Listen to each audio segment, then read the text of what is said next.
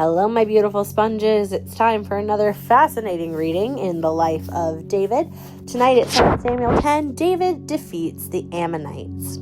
Sometime after this, King Nahash of the Ammonites died and his son Hanun became king. David said, "I'm going to show loyalty to Hanun just as his father Nahash was always loyal to me." So David sent ambassadors to express sympathy to Hanun about his father's death. But when David's ambassadors arrived in the land of Ammon, the Ammonite commander said to Hanun, their master, "Do you really think these men are coming here to honor your father?"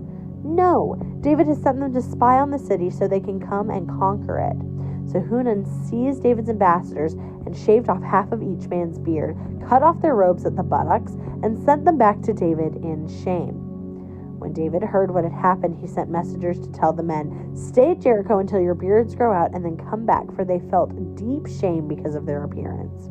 When the people of Ammon realized how seriously they had angered David, they sent and hired 20,000 Aramean foot soldiers from the lands of Beth-roab and Zobah, 1,000 from the king of Maacah, and 12,000 from the land of Tob.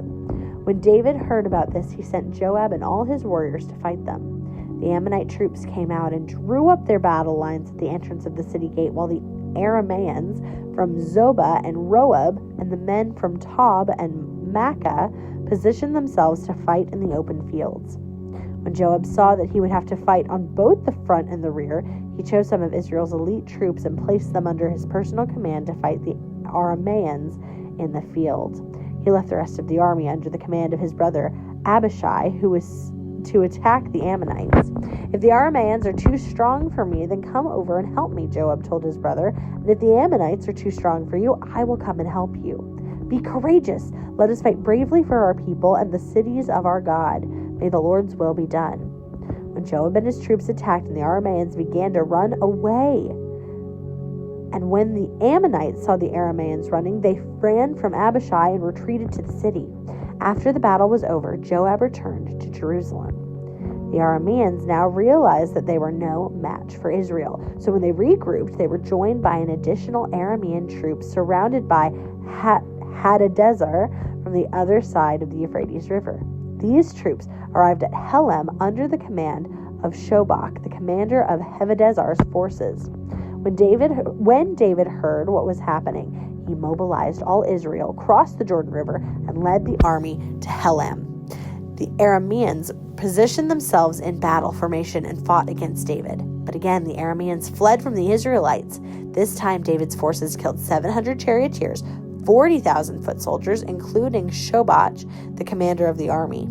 When all the kings allied with Hadadezer saw that they had been defeated by Israel, they surrendered to Israel and became their subjects. After that, the Arameans were afraid to help the Ammonites. Dun, dun, dun. All right. Tomorrow we've got a classic tale of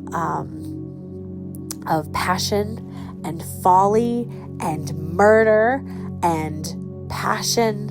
And I think I said that already, but man, tomorrow is a popular one. Tomorrow we jump into David and Bathsheba. So tune in tomorrow.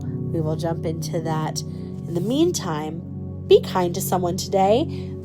Tell somebody about Jesus. It doesn't have to be like a full-on gospel presentation, but let somebody know what Jesus has done for you. Count your blessings and have a wonderful whatever the time of day you're having.